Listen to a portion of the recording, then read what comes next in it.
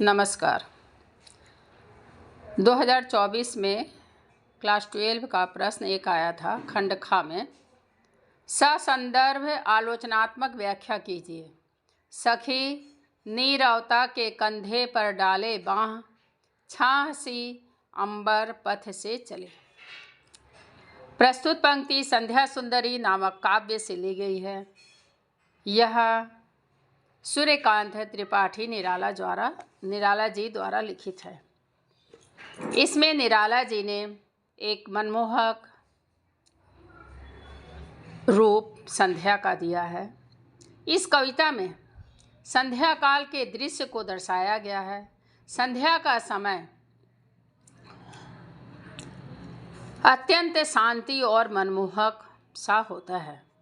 कवि ने संध्या को परी की भांति दर्शाया है, जो कि धीरे धीरे आसमान से अपने सखी नीरवता के कंधे पर बाँह डाले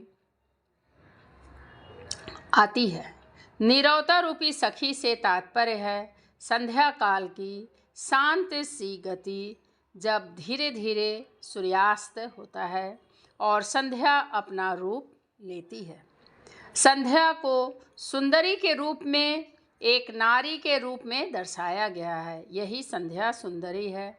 यहाँ प्रकृति को एक नारी का रूप दिया गया है, जो कि अति मनमोहक है।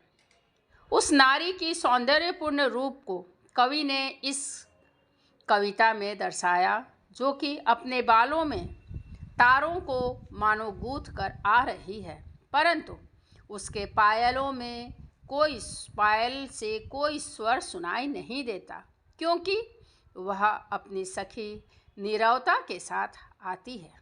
नीरवता यानी शांति, शून्य।